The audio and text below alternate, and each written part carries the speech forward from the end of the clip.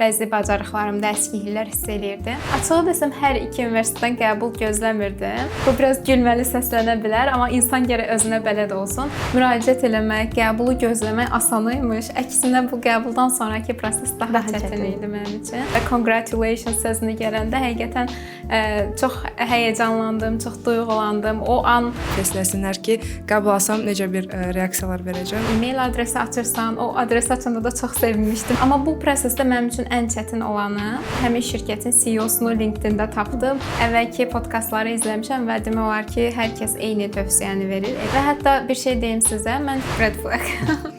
Mən onun son tarixini qaçırmışdım və buna görə çox üzüldüm sonradan. Özlərinə hansısa bir tənqidi yanaşan, konstruktiv mənada tənqidlər eləyən bir dostları və ya Mentify kimi bir mentorları olsa, green flag. Sən bizim bu mərkəzdən təlim alan o qızsan, hə? Bu universitetlər tələbələrə başqa təhsil müəssisələrini əldə edə bilməyəcəkləri hansı imkanlar təklif edir? Çox klişe bir söz var. Stanford Universiteti Kaliforniyada Silicon Valley-nin çox yaxınlığında yerləşir, Silikon vadisinin. Sən dayanasan, fikirləşəsən ki, mən həyatımın növbəti hissəsində nə eləmək istəyirəm? Qəbul prosesini yenidən başlasaydınız, nəyi fərqli eləyərdiniz? 20-li yaşlarda olan insanlara hansı 3 şeyi mütləq etməyi tövsiyə edərdiniz? Salam, Mentify podkastının növbəti buraxılışına xoş gəlmisiniz. Bugünkü qonağımız 2012-ci ildə 680 balla Dövlət İdarəetməçiliyi Akademiyasına qəbul olan, Boğaziçi Universitetinin magistraturasını uğurla başa vuran, 6 ildir təhsil sahəsində fəaliyyət göstərən, Stanford və Harvard universitetlərinin hər ikisindən təhsil liderliyi proqramına qəbul alan Sevinç Əliyevadır. Xoş gəlmisiniz Sevinç xanım. Salamlar, xoş gördük. Çox sağ olun. İlk olaraq sizi daha yaxından tanımaq istəyərdik. Özünüz, təhsil yolunuz, indiyənədək təcrübələriniz nə olubsa bizimlə bölüşmənizi xahiş edirik. Çox sağ olun əvvəlcə məni dəvət elədiyiniz üçün. Çox xoşdur burada sizin komanda ilə olmaq. Bəzi hissələri siz artıq vurğuladınız. 2012-ci ildə Dövlət İdarəçiliyi Akademiyasına qəbul olmuşam 680 balla.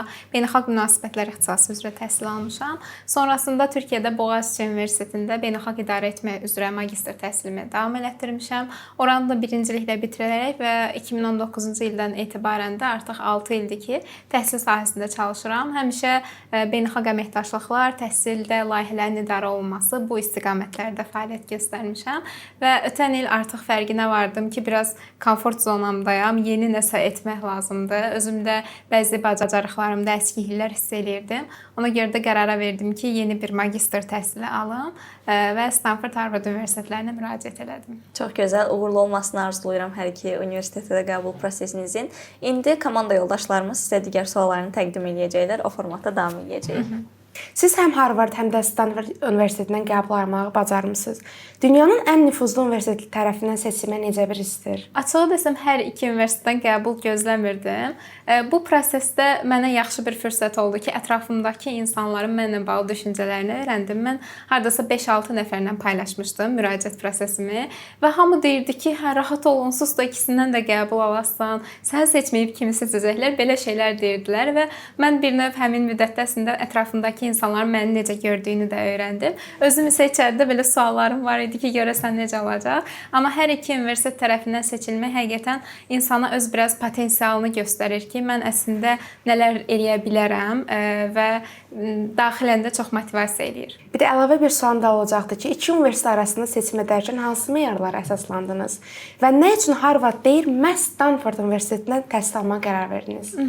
Düzünü desəm, mən müraciətə başlayanda Stanford Universitetinə müraciət eləyirəm adı ilə başlamışdım. Sonrasında Aysun xanım təklif elədi ki, Harvardda da müraciət eləyək və alternativlərimiz olsun.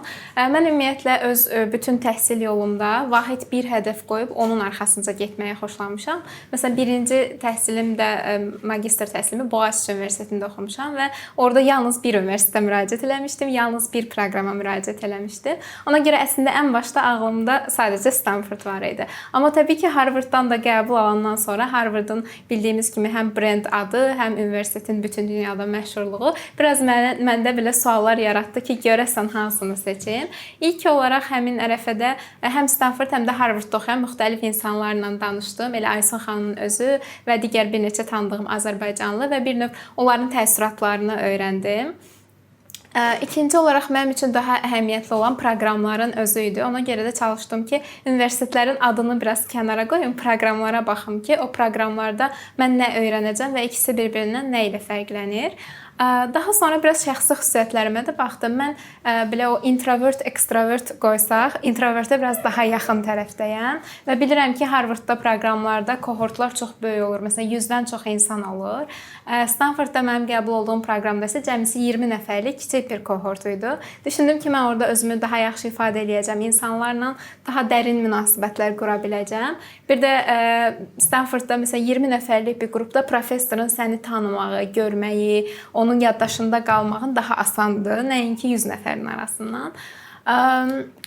Bir də son olaraq bu biraz gülməli səslənə bilər, amma insan gərək özünə bələd olsun. Mən ümumiyyətlə soyuq hava şəraitində özümü adətən melanxolik hiss edirəm, depressiv oluram, motivasiya tapmaqda çətinlik çəkirəm və Harvard, yəni Bostonun havası məlumdur, qış ayları çox çətin keçir. Stanford, Kaliforniya isə aralıq dəniz iqlimidir, mülayim iqlimdir. Çox kiçik də olsa bu da təsir elədi mənim qərarıma. Elə ən başdan xəyal elədiyim olan Stanfordu seçdim. Çox təşəkkür edirəm cavabınız üçün. Sevinç xanım, mənim sualım bu olacaqdı ki, qəbul nəticələrinə reaksiyanızı əks etdirən videolar sosial mediada böyük maraq doğurmuşdu.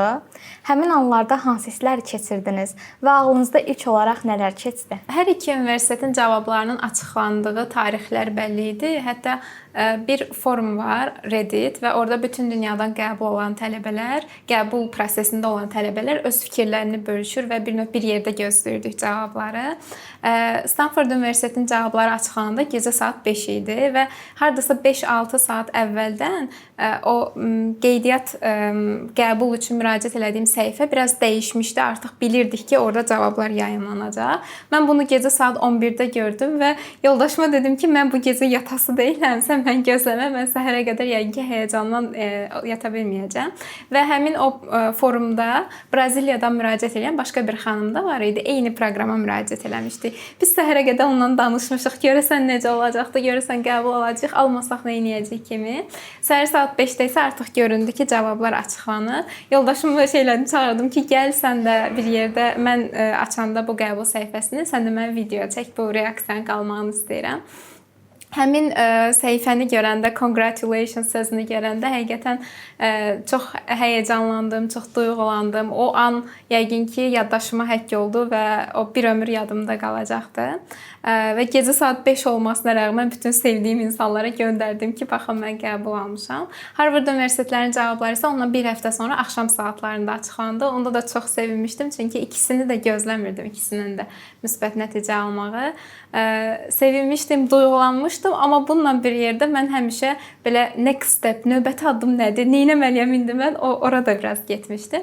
Sonra özümü biraz sakitləşdirdim ki, Sevinç, heç olmasa bir gün özünə icazə ver, bir gün bunun dadını çıxar, ondan sonra baxarsan belə.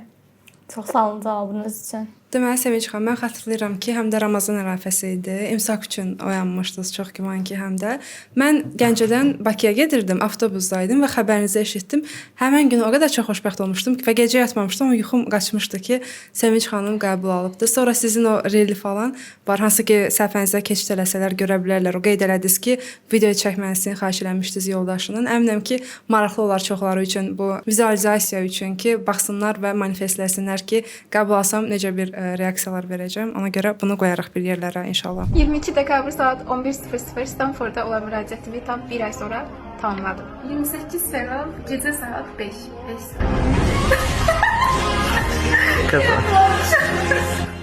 Deməli 2 yanvar saat 14:00 Harvard müraciətində tamamladım.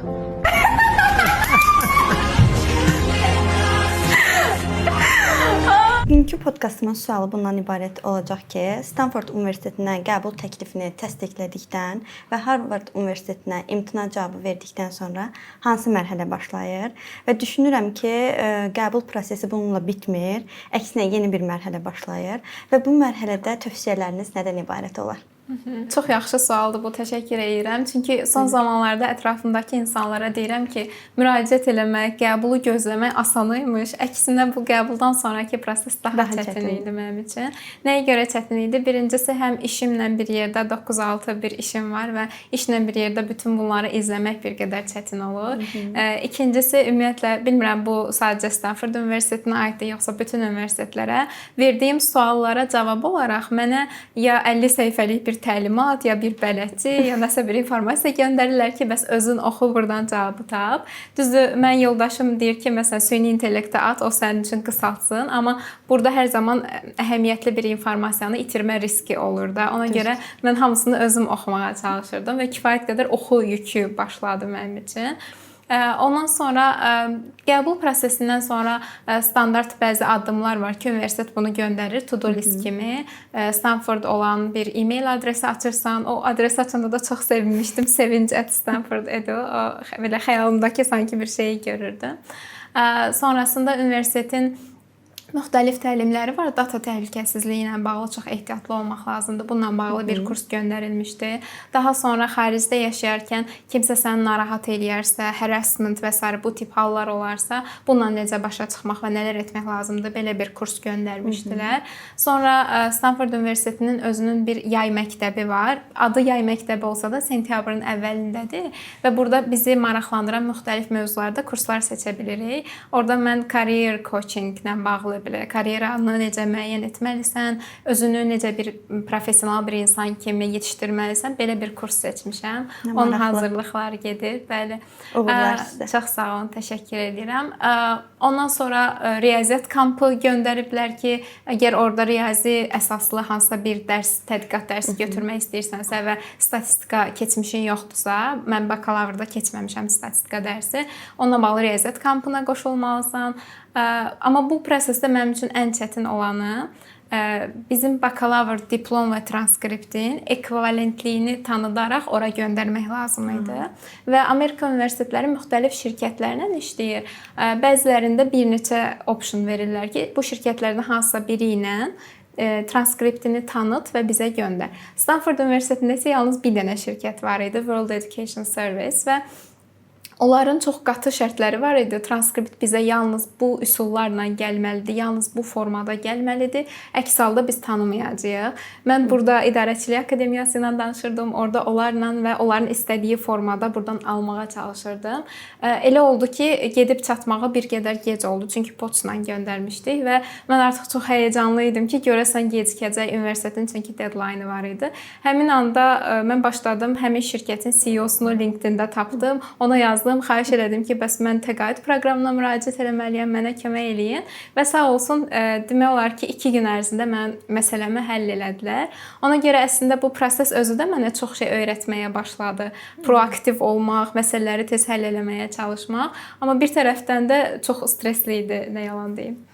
Düşünürəm ki, hər bir uğurun arxasında böyük çətinliklər dayanır və ümid edirəm ki, yəni siz gənclərə böyük bir bu danışıqlarınız əsasında motivasiya olursunuz və onların uğur qazanmağına çox böyük bir faydamız olacağına çox inanıram. Çox sağ olun, təşəkkür edirəm. Mən də düşünürəm ki, çətinliklərin həmişə belə bir söz var, onu çox sevirəm. Deyir ki, bizə gələcək hər bir böyük hədiyyə böyük bir çətinliyə bükülmüş olaraq gəlir. O çətinlik hədiyyə qutusudur sanki. Onu açandan sonra içindəki hədiyyəni görürük. Yəqin ki, mənim də hədiyyəm artıq stressə daha dayanıqlı olmağımdır. İnşallah. Uğurlar sizə bir daha. Çox sağ olun. Mən də sizi salamlayıram Sevinç xanım. İlk öncə sualıma keçmədən öncə əvvəlki sualları dinlədim. Yoldaşınız həqiqətən bu yolda sizə dəstək olub. Onu da buradan salamlayırıq. Sualım deməli, qəbuldan əvvəl və qəbuldan sonrakı dövrdə qarşılaşdığınız əsas çətinliklər nələr oldu? Digər abituriyentlərin eyni çətinliklərlə qarşılaşmaması üçün nə tövsiyə edərdiniz? Çox sağ olun. Həqiqətən də əvvəl onu deyim ki, yoldaşım bu yolda mənə çox dəstək olubdu. Həm müraciət eləyəndə, həm cavablar açıqlananda həmişə yanımdaydı. Mən də buradan ona təşəkkür edirəm.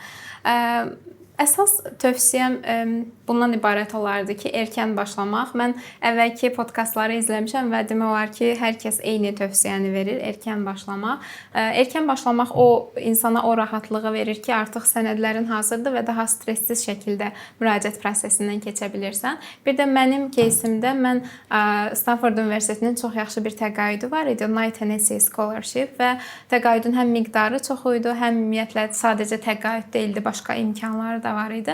Mən onun son tarixini qaçırmışdım və buna görə çox üzüldüm sonradan. Əlavə başqa Fulbright kimi başqa təqaüdlər də var idi.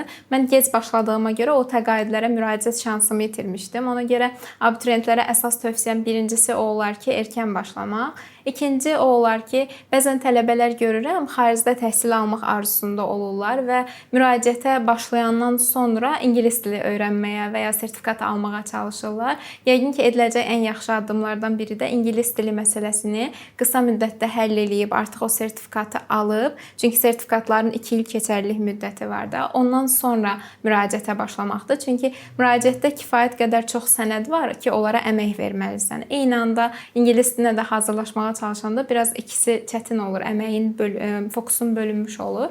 Ona görə ikinci tövsiyəm də bu olardı.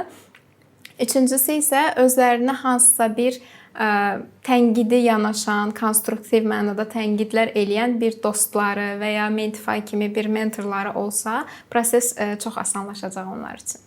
Çox sağ olun. Mənim sualım bundan ibarətdir ki, top universitetlərə qəbul prosesində akademik göstəricilərdən əlavə sizin müraciətinizi fərqləndirən əsas amillərin nələr olduğunu düşünmüşdünüz? Hər iki universitetlə bağlı mənim universitetə müraciətdən əvvəl bir interactionum, yəni universitetlə bir əlaqəm olmuşdu. Bu nədən ibarət idi? Mən 2023-cü ildə Stanford Universitetinin bir mərkəzi tərəfindən təşkil edilən və 2 il davam edən bir təlimçilik proqramını götürmüşəm və artıq oradakı professorları, oradakı mühiti tanıyırdım və hətta bir şey deyim sizə, mən qəbul prosesindən sonra biz Stanford Universitetində proqram direktorumuzla fərdi görüşlərimiz olurdu, 30 dəqiqəlik və məni görən kimi dedi ki, sən bizim bu mərkəzdən təlim alan o qızsan, hə?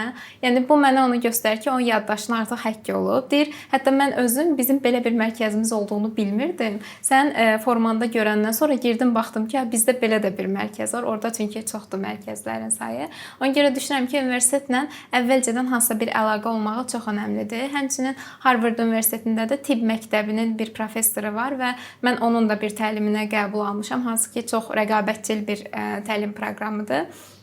Düşünürəm ki, universitetlər görür ki, əvvəlcədən artıq sən o universiteti istəyirsən, onların hansısa professorları ilə və ya təlimləri ilə əvvəlcədən interakt etmiş olursan, bu çox önəmlidir. İkincisi isə məncə vahid bir hekayənin olmağı, bir hekayə xəttinin olmağı əhəmiyyətlidir. Mən özüm də sonradan öz yazdığım o Statement of Purpose motivasiya məktubuna baxırdım və tez-tez onu oxuyurdum ki, görəsən nə görünür də kənardan baxanda. Ora baxanda məktubda belə bir xətt görünür. Bu uşaq balacalıqdan çox həssas olub, başqa insanları izləyib, insan davranışları ona maraqlı olub, töhfə verməyi xoşlayıb. Məhz buna görə gedib təhsil sahəsində işləyir. Bir tərəfdən də insan davranışları ona maraqlı oldu. Ona görə gəlib Stanfordda şəfqət, fərqindəliklə bağlı təlimlər alıb və öz işində bunları birləşdirir. Çox vahid bir xətt var idi mənim hekayəmdə. Düşünürəm ki, bu hekayənin vahid olmağı da qəbul komissiyasının gözündə məni daha belə davamlı və eyni mövzu ətrafında çalışan bir insan olaraq göstərmişdi. Son olaraq da təbii ki, iş təcrübəm çox önəmli idi. Mənim qəbul aldığım proqram Policy, Organizations and Leadership, yəni siyasət, təşkilatlar və liderlik proqramı idi. Mən hal-hazırda indi çalışdığım qurumda həm təhsil siyasəti üzrə çalışıram, həm müxtəlif beynəlxalq təşkilatlarla çalışıram, UNICEF, OECD kimi tanınmış təşkilatlar və həm də təhsil liderliyi üzrə. Yəni bu üçünü də iş yerimdə praktika eləyirəm. Amma spesifik olaraq göstərmişdim ki, məhz bu bacarıqlarım əskikdir. Bunu gəlib sizdən öyrənmək istəyirəm. Ona görə də düşünürəm bu 3 faktor mənim qəbuluma təsir edədir.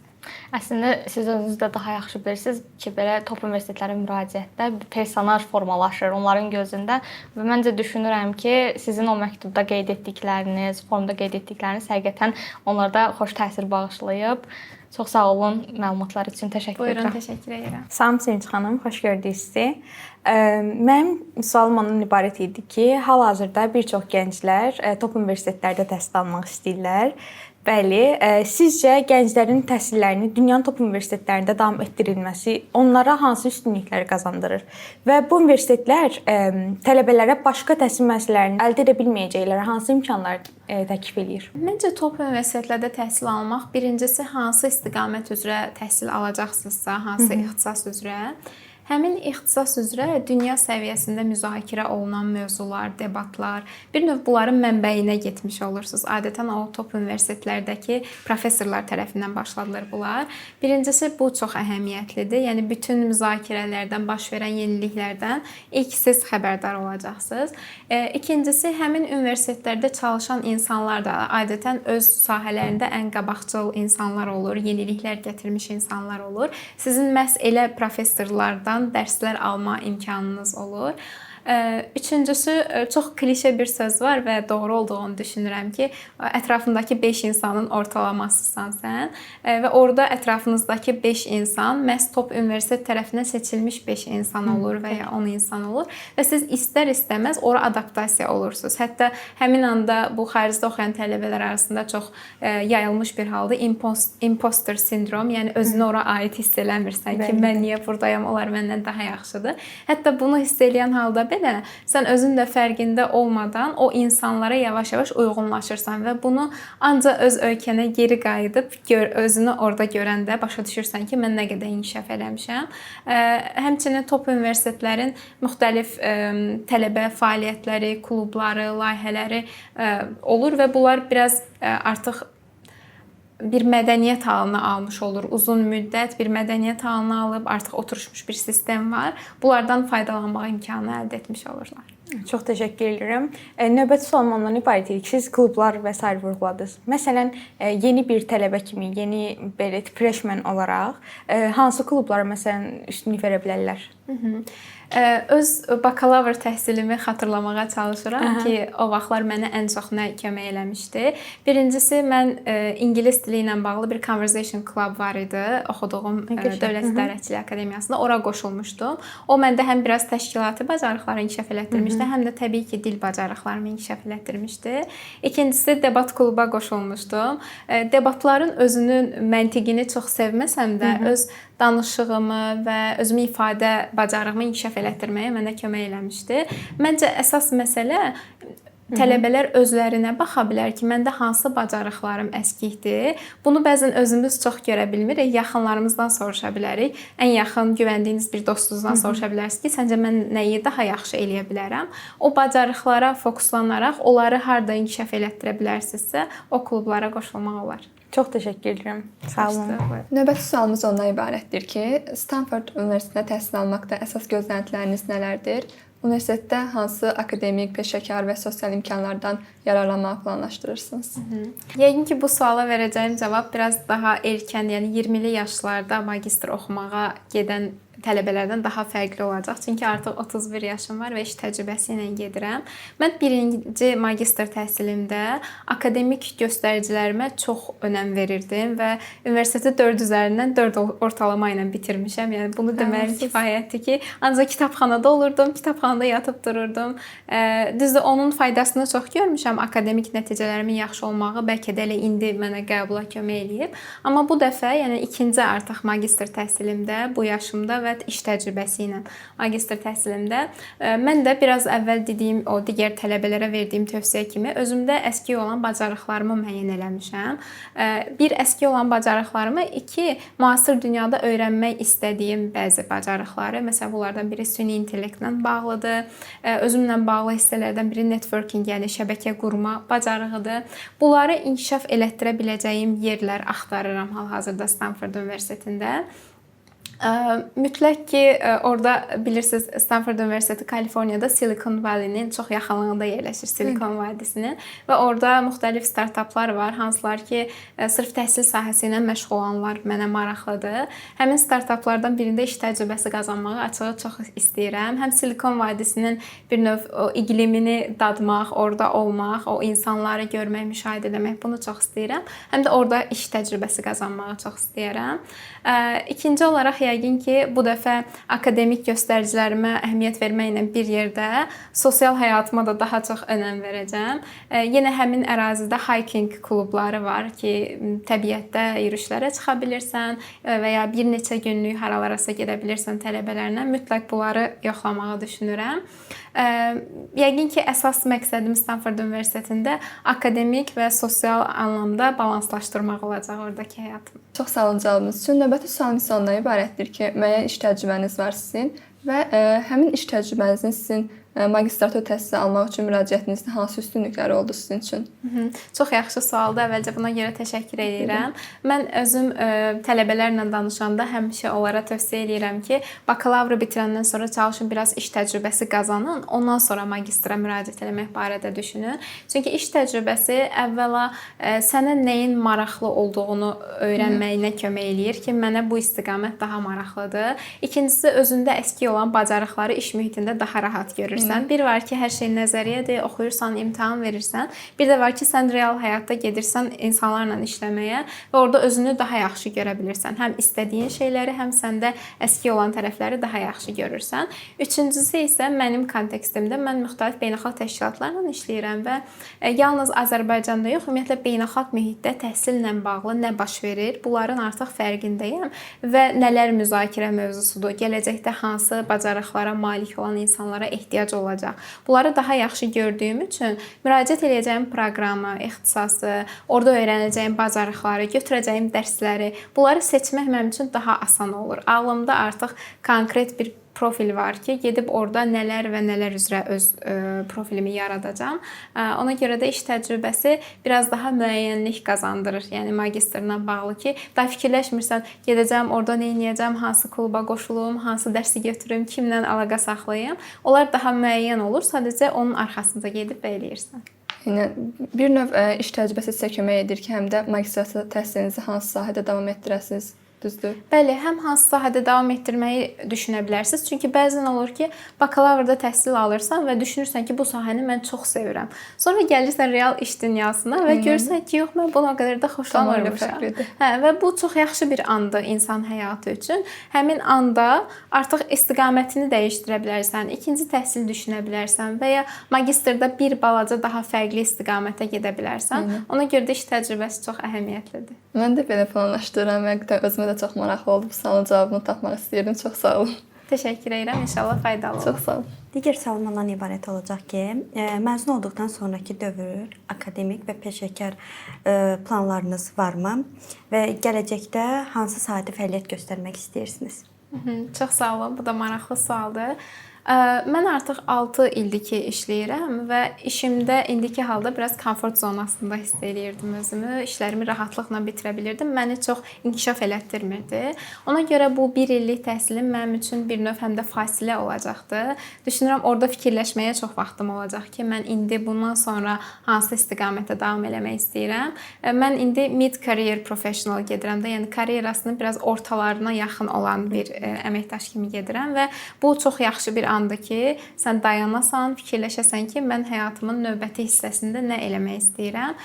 Ona görə mənim üçün biraz belə fasilə kimi olacaqdı həmin 1 il. Amma onu deyə bilərəm ki, qayıdandan sonra mütləq ki, təhsil sahəsində olacağam və mütləq ki, karyeramın digər istiqaməti, o şəfqət, fərqindəlik, well-being məsələləri də burada olacaqdı. Mənim ən çox xəyalım olan şeylərdən biri hansısa bir beynəlxalq təşkilatda işləməkdir və bilirik ki, təhsil sahəsində bir çox beynəlxalq təşkilat var. Yəni ki, oradakı o beynəlxalq mühit, fərqli mədəniyyətlərdən olan insanlarla işləmək mənə maraqlı gəlir. Bunu fikirləşə bilərəm. Amma 31 yaşım var hal-hazırda. Hətta burada sosial mesaj da verim insanlara ki, bəzən görürəm 25-26 yaşında nə istədiyini bilməyən insanlar özlərinə çox tənqidi yanaşırlar. Mən niyə bu yaşımda bilmirəm? Amma bunu demək istəyirəm ki, mənim 31 yaşım var. Mən də tam olaraq nə etmək istədiyimi bilmirəm. Bu məncə bir ömür davam edən bir prosesdir. Düşünürsən ki, mən bunu istəyirəm, sonra nəsə olur, dayanırsan ki, yox, əslində biraz başqa şey istəyirəm. Ona görə özünüzə qarşı şəfqətli olun. Mən də özümə qarşı şəfqətli olmağa çalışıram.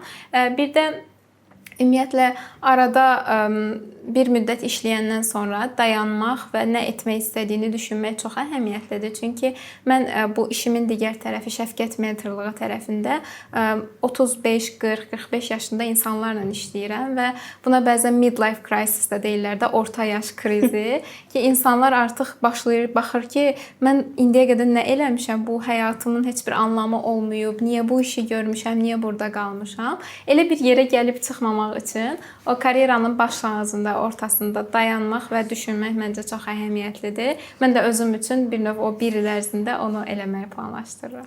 Az öncə dediyim kimi, ümid edirəm ki, arzularınıza çatacaqsınız. Çünki həqiqətən də uğurlarınız çoxdur və davamlı olmasını arzulayıram. Çox sağ olun, təşəkkür edirəm. Dünyanın top universitetlərindən qəbul olmaq istəyən şagird və tələbələrə verəcəyiniz ən vacib tövsiyələr nə olardı? Mən artıq birincini qeyd elədim. Birincisi ingilis dili məsələsini bir an əvvəl həll eləyin, ehtiyacınız olan sertifikatları alın və müraciətə başlamadan əvvəl artıq bu əlinizdə olsun. İkincisi, çalışın ki, həyatda ümumiyyətlə nə istədiyinizi tapmağa çalışın. Bu biraz yalnız top universitetlərə qəbul olmaqla bağlı yox, həm də biraz belə həyat tövsiyəsi kimi olacaq. 30 yaşınızda bir bacınızdan sizə həyat tövsiyəsi kimi olacaq. Mən çox sevdiyim bir psixoloq var. O belə bir şey deyir. Deyir ki, biz adətən nəyi istəmədiyimizi çox dəqiq bilirik. Yəni bu olmasın, bunu istəmirəm həyatımda, bunu baş verməyini istəmirəm. Amma nəyi istədiyimizi soruşanda çox ümumi cavablar veririk. Evim olsun, maşınım olsun, yaxşı işim olsun, karyeram olsun, töhfə verim. Mənim tövsiyəm olacaq ki, nəyi istədiyinizlə bağlı biraz daha detallı fikirləşin. Məsələn, insanlara töhfə verim istəyirsiniz. Okay, bir gününüzün necə keçməyini istəyirsiniz? Bir həftənizin necə keçməyini istəyirsiniz? Həyatınızda dostlarınızın, ailənizin, kolleqalarınızın rolu nədən ibarət olsun istəyirsiniz? Necə bir həyat yaşamaq istəyirsiniz? Məncə bu suallara cavab axtarmaq üçün yaxşı yaşlardır, 20'li yaşlar. Ona görə də və bu suallara cavabı da necə tapırıq? Bəzən bu da mənə tez-tez sual olaraq gəlir ki, bəs mən nə istədiyimi bilmirəm, necə tapım? Məncə insan bədənində bunun üçün çox yaxşı bir mexanizm var. Bu nədən ibarətdir? Biz istədiyimiz bir şeyi, həqiqətən o ruhumuzun çağırışı deyirlər də, onu eləyəndə özümüzü axışda hiss eləyirik. Zaman sanki uçub gedir. Olur bəzən nəsə bir iş görürsən və 3 saat keçib heç fərqində olmamışam. Adətən bizim əsl istədiyimiz şeyləri eləyəndə zaman bu cür axıb gedir. Ürəyimiz daha sürətli döyünür. Özümüzü belə canlı hiss edirik, xoşbəxt hiss edirik hal-hazırda mənim də olduğum kimi. Və bu çox yaxşı insan bədənində olan bir mexanizmdir. Ona görə də nəyi istədiyinizi tapmaq istəyirsinizsə, əslində bədənimizə baxmaq kifayət eləyir. Özümüzün fərqində olmaq kifayət eləyir. Tövsiyəm bu olardı ki, bir növ özünüzü müxtəlif sahələrdə yoxlayın və baxın, sizin həqiqətən o ürəyinizin döyüntüsünü artıran şey nədir? Onun arxasınca gedəndən sonra həyatınızın bir hekayəsi olur da, artıq mən nəyi, niyə elədiyimi bilirəm. Bu olandan sonra istəyirsiniz top universiteti, istəyirsiniz hansısa yay məktəbi, istəyirsiniz hansısa bir rəqabətçil proqram, onları qəbul almaq sizin üçün asan olacaqdır. Çünki qəbul komitələri adətən bir hekayə, biraz əvvəl sizin komandada bir nəfər dedi, bir personaj görmək istəyirlər və sizin artıq o var. Yəni bir hekayəniz var. Sadəcə onu müxtəlif şəkillərdə təqdim edirsiniz. Amma çətin o vaxt olur ki, sənin hekayəvi özün heç düşünməmisən, anlamlandırmamısan. O zaman nə isə təqdim etmək həqiqətən çox çətin olur və belə qırıq-qırıq nələrsə yazırsan. Ona görə tövsiyəm bu olardı ki, istədiyiniz şeyi tapmaq üçün cəhd eləyin, kömək alın.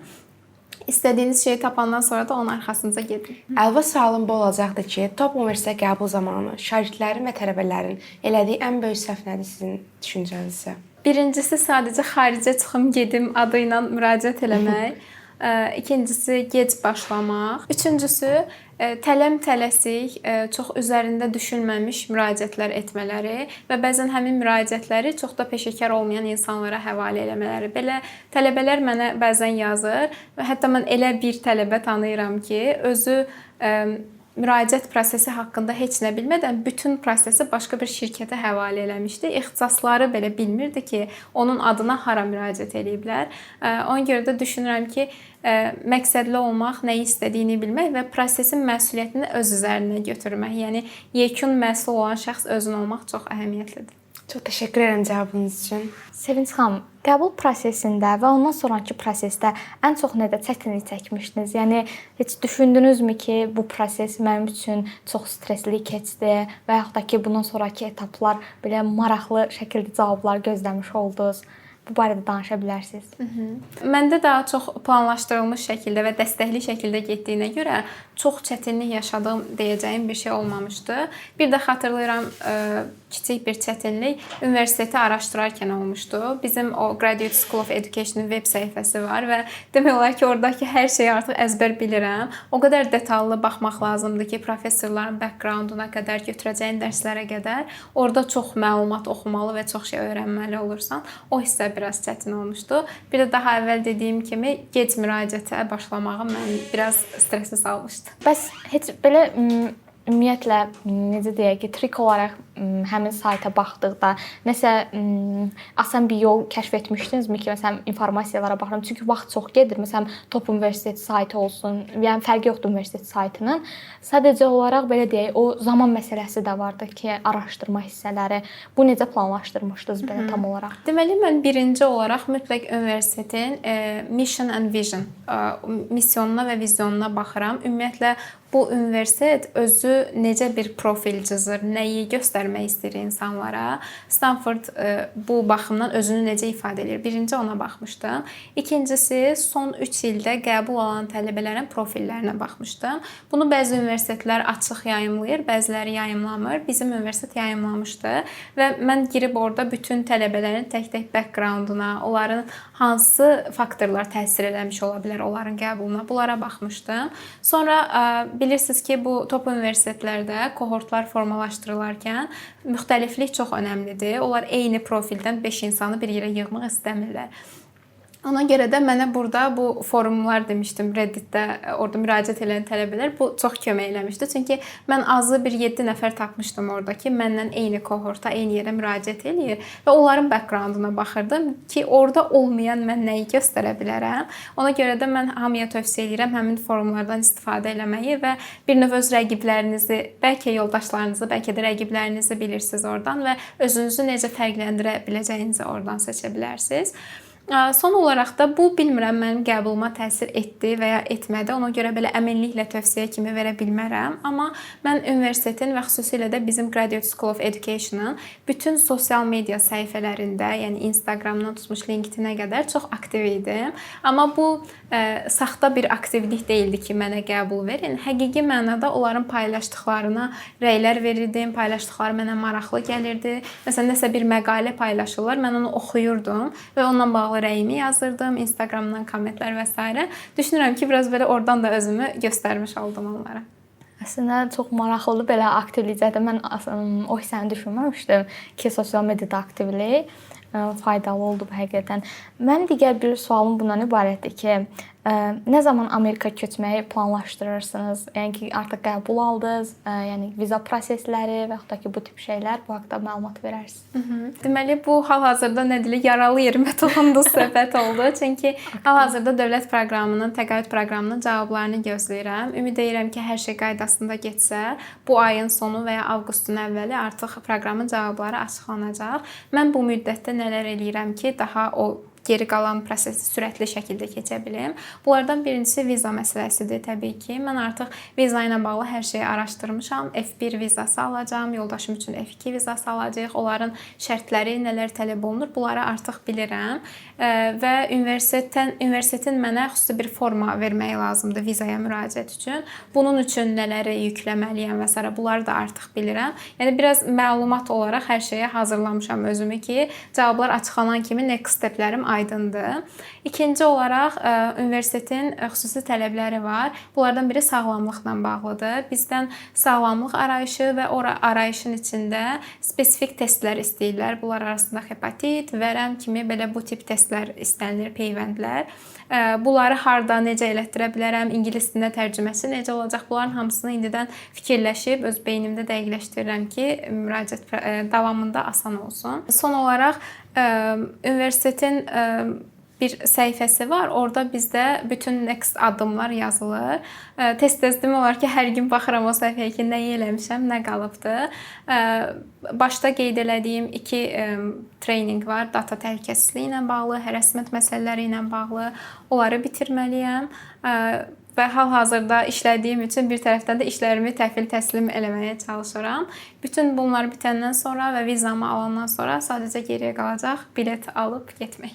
İnşallah. Ümid edirəm ki, bu proses tezliklə asan şəkildə yekunlaşar. Təşəkkür edirəm cavablarınız üçün. Çox sağ olun, suallar üçün təşəkkür. Sevinç xanım, əvvəl də qeyd edildiyiniz kimi siz DP-yə müraciət etmisiniz, yəni dövlət proqramına. Bizə maraqlı olan sual ondan ibarətdir ki, siz hansı tipslərdən istifadə etmisiniz və bizə hansı tipslər verə bilərsiniz bu müsahibə üçün? Dövlət proqramına müraciət edərkən, ümumiyyətlə istənilən proqrama müraciət edərkən həmin proqramın məqsədi nədir? Bu proqram niyə təşkil olunur? Gözləntiləri nədir? Bunu yaxşı başa düşmək lazımdır. Dövlət təqaüd proqramının məqsədi gəncləri dövlətin maliyyəsi hesabına xaricə göndərib, sonradan onların qayıtmağı və yenə dövlətə töhfə vermələridir. Bu hissə çox əhəmilidir və bu sizin müsahibə prosesinizdə xüsusilə də vurğulamalı olduğunuz bir hissədir ki, mənim əsas məqsədim ölkəmə qayıdıb töhfə verməkdir. Mən düşünürəm ki, bu hissəni yaxşı eləmişəm. Dövlət proqramı cavabları hələ açıqlanmasa da buna bağlı tövsiyələrimi verirəm.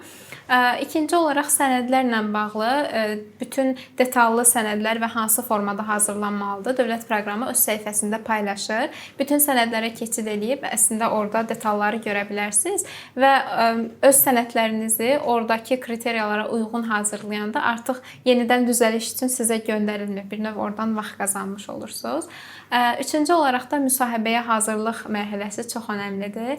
Mən müsahibəyə çox uzun müddətdə əslində öz beynimdə hazırlaşıram. Çünki aşağı-yuxarı nə suallar veriləcəyini bilirəm. Amma bir gün tam günümü ayırıb suallara cavablarımı bir növ rehearse deyirlər. Yəni yenidən təkrarladım və burada sadəcə suallara cavabın məzmunundan əlavə sizin özgüvəniniz, nə qədər danışdığınız o müsahiblərin gözünün içinə baxa bildiyiniz, nə qədər onlara inandıra bildiyiniz də çox əhəmilidir. Hətta inandırıcılıq deyəsən onların ümumiyyətlə kriteriyalarından biri idi ki, nə qədər özünü inandıra bilir bu insan. Bu baxımdan da hazırlaşmaq, əvvəlcədən praktika eləmək çox əhəmilidir. Amma məncə əsas o açar nöqtə özünüz o etmək istədiyiniz şeyə nə qədər inanırsınız odur. Özünüz yaxşı inanırsınızsa, onu inandırmaq da o qədər asan olur. Çox təşəkkür edirəm. Dedik ki, müsahibə 2 dildə də ola bilər. Mənim sualım ondan ibarətdir ki, məsələn, deyək ki, mən ingilis dilinin o qədər heyecanlı olduğuma görə çox yaxşı özümü ifadə edə bilmirəm. Azərbaycanca məsələn deyək ki, özümü çox yaxşı ifadə edə bilirəm. Bu səbəbdən istəyirəm ki, bütün müsahibəyə deyək ki, Azərbaycanca keçirmək istəyirəm. Bu halda və əlavə olaraq vurğulamaq istəyirəm ki, deyək ki, IELTS nəticəm 7.5-dir, speakingdən də çox qəşəng bir bal almışam. Sadəcə heyecanlı olduğuma görə öz ana dilimdə Azərbaycanca aparmaq istəyirəm müsahibə. Bu halda sizcə bu mənim nəticəmə mənfi təsir göstərərmi yoxsa yox? Məncə müsahibədən əvvəlki hissədə, yəni birinci müraciət hissəsində sizin dillə bağlı bacarıqlarınız yoxlanılır və o sertifikatlara görə və onunla bir yerdə artıq ikinci mərhələyə keçirsiniz. Müsahibə mərhələsi sizin sırf ingilis dili bacarığınızı yoxlamaq üçün deyil. Bununla bir yerdə sizin sertifikatda aldığınız balınız və realda gördükləri o personaj arasında da bir uyğunluq olmalıdır. Düşünürəm ki, yəni yeganə kriteriya bu olmasa da, ingilis dilində ümumiyyətlə danışa bilməsəz, bu mənfi təsir edə bilər və nəzərə alsaq ki, siz əgər fransız dili, italyan dili başqa bir dildə oxumağa yox, sırf ingilis dilində oxumağa gedirsiniz, onların gözləntisi olmağı normaldır ki, siz ingilis dilində yaxşı danışasınız. Həyəcanlananda ola bilər ki, daha dayanaraq, yavaş-yavaş və ya sözləri qarışdıraraq danışasınız, amma məzmun hissədə yaxşı özünüzü ifadə edə bilsəz, düşünürəm ki, problem olmaz. Çox təşəkkür edirəm. Bir də əlavə bir sualım olacaqdı. Çox insan düşünür ki, çox tələbələr də düşünür ki, mən əgər top ondan qəbul almışamsa, onda demək ki, DP mütləq mənə veriləcək. Sizcə bu ümumiyyətlə fikri necə yanaşırsınız? Sizcə doğrudurmu? Sizin düşüncənizi öyrənmək istərdim. Məncə doğru deyil. Mən özüm dövlət proqramının müsahibə komitəsində olsam, namizədlərə daha çox bu gözlə baxardım ki, biz onlara bir investisiya eləyirik, dövlət büdcəsinin əhəmiyyətli bir hissəsini investisiya eləyirik və return on investment anlayışı var da biznesdə. Yəni bu investisiya mənə qayıdacaqmı, yoxsa yox? Mən daha çox o gözlə baxardım. Ola bilsin ki, o hansısa top universitetdən qəbul alıbdı, göstəriciləri yaxşıdır, amma məsələn heç özünü inandıra bilmir, danışığında problem var və ya məsələn bəzən olur müsahibəyə mən orada gözləmə zalında gözləyəndə fikir verirdim və danışırdıq oradakı namizədlərlə və məsələn geyimi işgüzar üslubda deyil, hansı ki kriteriya olaraq göndərilmişdi bizə işgüzar üslubda geyinərək getmək lazımdır. Bunları görəndə artıq məndə o namizədlə bağlı suallar yaranar. Ona görə düşünürəm ki, top universitetdən qəbul almaq bəlkə bir üstünlük ola bilər, amma o demək deyil ki, sən 100% dövlət proqramına qəbul alasan. Çox təşəkkür edirəm. Təşəkkürlər. Sevinç xanım, dəyərli fikirlərinizi bizimlə bölüşdüyünüz, həmçinin təcrübələrinizi də bizə ünvanladığınız üçün təşəkkür edirəm. Digər bir sualım bu olacaq ki, Mentify sizin üçün nə ifadə edir? Qəbul prosesində hansı töhfələri siz Mentify-dan aldınız? Çox sağ olun, təşəkkür edirəm bu sual üçün. Mentify deyəndə ağlıma gələn ilk şey deyəcəm, filtersiz, my critical friend, tənqidi dostum. İnsan bəzən elə bir dostu olur, yəni sən həqiqətən çox istəyir, amma həm də çox istədiyinə görə tənqid edir də ki, bəs Sevinç, bunu düzəltməyin lazımdır. Yes. Mentify komandası mənə biraz elə görünürdü. Həm özümü çox güvənli mühitdə hiss eləyirdim ki, həqiqətən bu insanlar mənim xaricdə təhsil almağımı və məhz universitetlərə qəbul almağımı çox istəyir, mənim qədər istəyir və onun üçün mənə düzəlişlər eləyirlər. Mentify-dan dəstək almağım birincisi prosesi çox asanlaşdırdı. Çünki bir var ki, özün bütün sənədləri öyrənirsən, necə yazmalısan və s. bunları özün əmək verərək öyrənirsən. Bir də var ki, mentorun Aytan xanıma da buradan salam göndərirəm. Aytan xanım mənə həm bütün sənədləri, həm sənədləri necə yazmalıyam, nələrə diqqət eləməliyəm, nələrə diqqət elədiyimi bilmirəmsə, onu öyrənmək üçün hansı videoları izləməliyəm. Yəni bura qədər mənə kömək elədi. Bir növ hər şey hazır paket kimi verdi. Mənə qaldı onları oxumaq, öyrənmək və sənədlərimi hazırlamağa başlamaq. Ona görə çox asanlaşdırdı. Birinci bunu deyə bilərəm. İkincisi, intellektual olaraq çox challenge elədi. Nə mənada mən özüm əslində Boğaziçi Universitetində qəbul olanda bütün sənədlərimi özüm hazırlamışdım və düşünürdüm ki, mən hər şeyi bomba eləyirəm onsuz. Amma burada motivasiya məktubumu yazdım və göndərdim və kifayət qədər üzərində çox işləmişdim. Göndərdim, baxdım Aytan xanımın qeydlərinə çox özümü challenge hiss elədim. Yaxşı mənada ki, okey, bunu yazmışam, bu çox aydın deyilmiş əslində. Ona görə mənim üçün bir növ belə capacity building deyilir. Təlim kimi oldu da bu proses. Nələrə diqqət etməli olduğumu öyrəndim. Hətta onu deyə bilərəm ki, yazı bacarıqlarım da çox inkişaf elədi. Mən Mentify ilə işləyəndən sonra iş yerimdə onsuz işimin bir parçası olaraq çox sənədlər hazırlayırıq və Mentify ilə işləyəndən sonra iş yerində işlədiyim sənədlərə artıq rəy gəlməməyə başladı. Çünki o qədər artıq bacarıqlarım inkişaf eləmişdi ki, daha professional hazırlaya bilirdim. Bir də əlbəttə ki, dostlar qazandım. Yəni həm Aytan xanım, həm Aysun xanım hər ikisi artıq düşünürəm və ümid edirəm ki, mənim həyatımda olacaqlar. Aytan xanım mentorluq bitəndən sonra da mənə hələ də dəstək olmağa davam eləyir o universitetlə bağlı suallarımda. Ona görə my critical friend deyəcəm. Təşəkkür edirəm. Son sualım isə bu olacaq. Qəbul prosesini yenidən başlasaydınız, nəyi fərqli eləyərdiniz?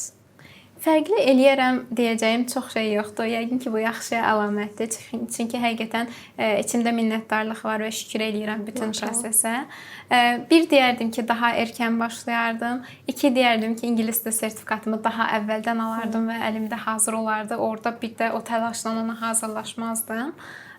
Üçüncüsü də ki, prosesi daha çox enjoy eləməyə, zövq almağa çalışardım. Çünki dediyim kimi, o hissə məncə daha asan olan hissəsidir. Qəbulu alandan sonra daha çətin hissə başlayır. Çox sağ olun, təşəkkür edirəm dəyərli fikirləriniz üçün. İndi biz sizə komandamız adından bir hədiyyə təqdim eləmək istəyirik. Buyurun. Ümid edirik bəyənərsiniz. Təşəkkür edirik dəvətimizi qəbul etdiyiniz üçün. Çox sağ olun, təşəkkür edirəm. Onun altında bəli. Çox baxa bilərsiniz. Yazı bacarıqlarınızı orada da yaza bilərsiniz. Stanford notebook hazırdır. İnşallah ötürə bilərsiniz. Çox qəşəngdir, çox təşəkkür edirəm. Biz təşəkkür edirik. Mən dəftərləri çox sevirəm bu arada. Növbəti buraxılışlarda görüşənədək.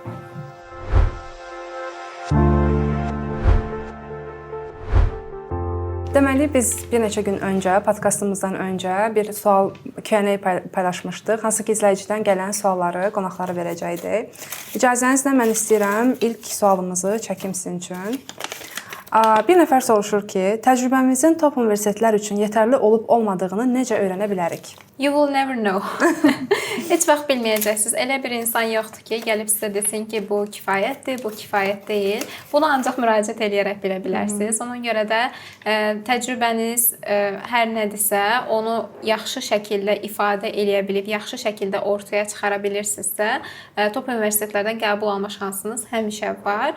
Bir də burada əhəmiyyətli olan hissə, bəzən özümüz hansısa bir işi görürük, amma onun nə qədər əhəmiyyətli olduğunu və ya onun detallarını ifadə edə bilməyə bilirik. Başqası baxıb deyir ki, "Vau, sən bunu eləmisən." Məsələn, mən Türkiyədə Türkiyə Eğitim Gönüllüləri Vakfı deyilən bir vakf var idi və orada gedib şagirdlərə ödənişsiz şəkildə müxtəlif dərslər keçirdi və mənə kənardan baxanda biri demiş ki, bu çox əhəmiyyətli bir işdir. Sən töhfə vermisən, pro bono eləmisən, bunu ödənişsiz eləmisən və mən onu müraciətimdə istifadə elədim. Özümə qalsa it's nothing, amma ki çox əhəmiyyətli idi.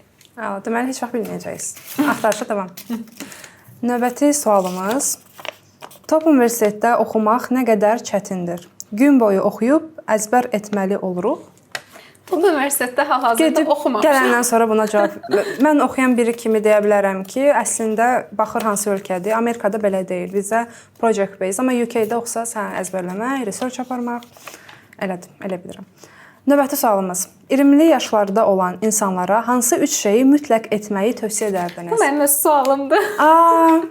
Cavablayım. Bəli.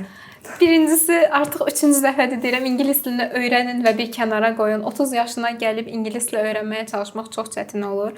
İkincisi, münasibətlərdə vaxtınızı çox itirməyin deyərdim. Çalışın ki, həyatınızı davam elətdirmək istədiyiniz o insan profili varsa, baxın və ona yaxın insanlara əmək verin. Çünki orada məncə o hissələrdə çox canımız yanır və çox gərəksiz əmək xərcləmiş oluruq. Üçüncüsü isə axtarmağı, istədiyiniz şeylərin arxasında getməyi heç vaxt dayandırmayın. Önəmli məsləhətlərdir. Nəzərə alın. Kimsə dastan yazıb burada, ürək sözlərini. Bunu oxuyacağam. Universitet daxilində elmi fəaliyyətlərlə məşğul olan və bizə yol göstərən tədqiqatçı professorlar yoxdur. Belə şəraitdə olan bir tələbə müstəqil olaraq kənar olan elmi araşdırma layihəsi və ya beynəlxalq laboratoriyalarda onlayn research assistant işi tapmaq üçün bir yol xəritəsi necə işlənməlidir? Sual aydındır. İnternetin gücündən istifadə eləməklə, çünki əgər bir tədqiqat aparmaq istəyirsinizsə, artıq kifayət qədər resurslar var, kifayət qədər təlim proqramları, istəsəniz sinxron canlı şəkildə, istəsəniz video kurs şəklində götürüb öz bacarıqlarınızı inkişaf elətdirə bilərsiniz. Yalnız bundan sonra siz hansısa proqramlara müraciət edib, burada bir növ internship ola bilər və ya yay məktəbi kimi ola bilər. Orada artıq şəbəkə qura bilərsiniz, tanış insanlar tapa bilərsiniz. Ondan sonra onlarla bir yerdə istədiyinizi eləmək çox da çətin olmaz. Bəli, razıyam. Bir də insanlara reach out eləmək lazımdır, e-mail yazmaq lazımdır, LinkedIn-dən əlaqəyə keçmək lazımdır. 50 nəfərə yazın, qoyun bir nəfər geri dönüş eləsin. Amma siz demiş, internet artıq, hətta Səycan xanım da bunu vurğulamışdı ki, internet hər şeyi çox əlçatan eləyir. Elə bu məsələdə də düşünürəm ki, həqiqətən nəyisə araşdırma eləsək və vaxt ayırsalar, tapa bilərlər. Bir də burada qeyd etmək istəyirəm, həqiqətən proaktiv olmaq lazımdır. Yəni nəsə bizdə yox idi, alınmadı, bizim universitetdə belə insanlar yox idi deyib orada qalmaq asandır. O bizi şikayət moduna salır da biraz. Okey, budur, situasiya budur, bundan nə eləyə bilərəm deyib getmək lazımdır. Razıyam, bəli. Növbəti sualımız, beynəlxalq layihələrə müraciət zamanı, bunu Həmaya xanımdan soruşublar məncə. Bunu kənara çəkirəm. Növbəti sual, recommendation letter necə yazılmalı və hansı müəllimlərdən istəməliyik? Məncə maraqlı olar ki, bu siz özünüz də Stanfordda, Harvardda müraciət edəndə kimlərdən tövsiyə məktubu aldınız və bir-iki dənə tips tricks bilirəm ki, faydalı olar. Kimlərdən alınmalıdır o hissə ilə başlayım. Sizlə birbaşa işləmiş olan və sizin bacarıqlarınıza bələd olan insanlardan alınmalıdır. Mən bir recommendationu alım qalıb dövlət proqramı, təqaüd proqramı. Bir məktubumu Türkiyədə magistr diplom işimi yazanda işlədiyim advisorımdan almışdım. 1 il onunla bir yerdə işləmişdik. O mənim o keçdiyim prosesi kifayət qədər yaxşı bilirdi. İkisini isə birini birbaşa öz rəhbərimdən, birini isə biraz daha yuxarı səviyyədən, amma yenə mənlə işləmiş olan bir insandan imtahanından olmuşdum. Əhəmiyyətli olan hissə odur ki, kimsə sizin haqqında ümumi sözlər yazmasın ya da AI generated nəsə yazmasın. Spesifik olaraq sizin bacarıqlarınıza bələd olsun və o əməyi verib onu yaza biləcək bir insan olsun. Razıyam, bəli. Sizdə onda 2 professional, 1 academic. Bəli. Okay, əla. Son sualımız belədir ki, magistr təhsili üçün hansı iş ya da internship təcrübəsinin olması önəmlidir? Çox ümumi cavab verə bilərəm bu suala. İxtisas almaq istədiyiniz sahəyə uyğun iş təcrübəsi təbii ki, önəmlidir və həmin sahə ilə bağlı hansısa bacarıqlarınızı inkişaf etdirmiş olan bir proqram və ya internship önəmlidir. Razıyam, bəli. Cavablarınız üçün təşəkkür edirəm. Olduqca maraqlı bir podkast oldu, ən azı mənim üçün də.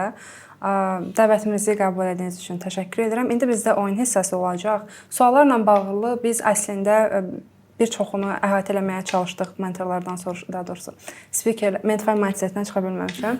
Speakerlərdən soruşduğumuz bir neçə sualları əslində qeyd eləmişik. Əgər kiminsə sualı cavablandırılmayıbsa, qeyd eləyərsiniz. Biz növbəti çəkilişlərdə inşallah ki, əhatə eləməyə çalışarıq. Çox sağ olun sizə məni dəvət elədiyinizə görə. Onu deyim ki, bir çox TV proqramlarına dəvət eləmişlər, show proqramına. Heç birinə getməyib bura gəldiyim üçün özümü çox yaxşı hiss edirəm. Çox təşəkkür edirəm ki, həqiqətən siz hər kəsə yox deyib bizə hə dediniz. Bu ilki də bizə yaşatdığınız üçün də təşəkkür edirəm. Əminəm ki, izləyicilər üçün də həqiqətən maraqlıdır ki, Sevinç xanım necə oldu? Həm Harvardda, həm Stanfordda qəbul oldu. Siz bir story paylaşmışdınız ki, Harvardda reject verdim, imtina verdim. Harvard gözü yaşlı. Əminəm ki, yəni maraqlı ola bilər həmin bu arxa plan başqaları üçün. Çünki mən özüm də elə bilirdim qəbul sizin kimi çətin prosesdir, amma qəbuldan sonrakı o qədər çətin proseslər var ki, həqiqətən onu elə bilirdim ki, kimsə reveal aşkarlamalı idi izləyicilər üçün ki, özlərini mentally hazır eləsinlər. Hətta xatırlayıram ki, biz tələbələrimizə Mentify-da demişdik ki, mən özüm ən azı bunu tövsiyə edirdim ki, gedin istirahət eləyin. Çünki çox çətin olacaq həm indiki proses, həm oradakı təhsil. Ona görə siz də vaxtınız varsa, sadəcə özünüzü istirahət eləməyə çalışın, özünüzlə vaxt keçirin. Orada ehtiyacımız olacaq. Məncə çox yaxşı tövsiyədir. Son 2 həftə getmədən əvvəl mən də bunu eləyəcəm. İnşallah. Çox təşəkkür edirəm. İndi komanda yoldaşlarım çəkiliş üçün gələcəklər.